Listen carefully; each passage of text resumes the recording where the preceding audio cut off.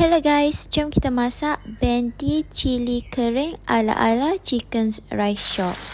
Rasa dia sangat sedap, nak masak pun mudah je. Kita perlukan dua bahan je, iaitu bawang putih dan juga cili kering.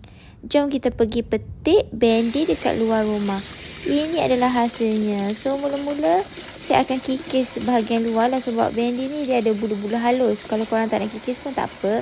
Ni cara saya, okey?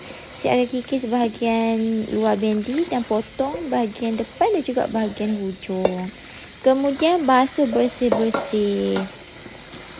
Basuh bersih-bersih sehingga bila kita makan tu tak rasa ada bulu-bulu halus bendi tu, okey? Ada yang makan mentah bendi, ada juga yang rebus macam tu pun boleh. Ikut korang punya cara, okey? Bendi ni sangat-sangat sedap. Khasiat dia pun banyak. Cuma ada yang tak suka bendi sebab dia berlendir kan. Kalau masak macam ni memang sedap. Yang tak suka pun confirm suka. Korang kena try resipi ni, okey? Bersihkan dulu bendi-bendi kita. Yang ni yang kecil. Yang kecil ni kalau celor ataupun rebus, rasa dia sangat-sangat manis. Bendi tanam sendiri ni 100% organik, sangat-sangat sedap. Rasa dia tak sama dengan rasa yang beli dekat luar.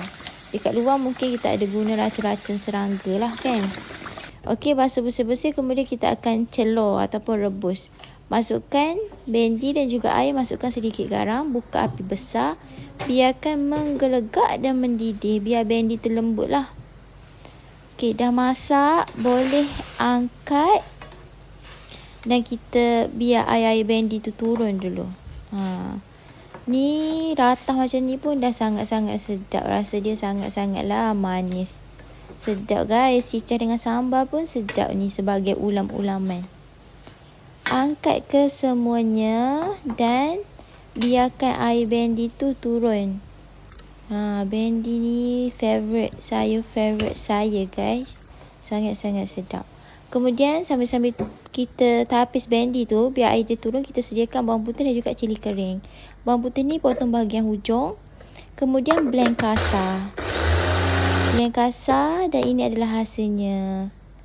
Ketepikan seketika. Kemudian kita akan blend cili kering pula. Cili kering ni saya pakai cili kering yang kering-kering ni, maksudnya dia pedas lah. Blend kasar juga. Ini adalah hasilnya.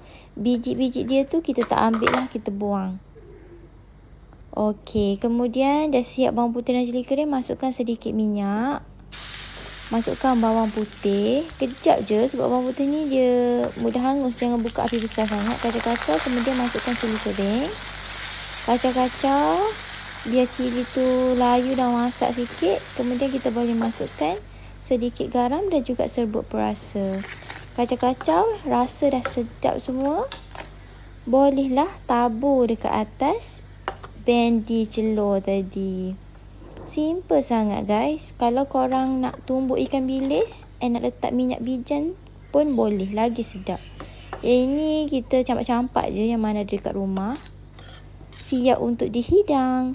Bendi cili kering bawang putih is done. Sangat sedap, mudah dan cepat nak buat. Yang tak suka saya pun confirm akan suka. Korang kena try resipi ni, okey? Selamat mencuba. Jangan lupa untuk like, share and subscribe to my YouTube channel. Thanks for watching. Bye. Assalamualaikum. Jumpa lagi.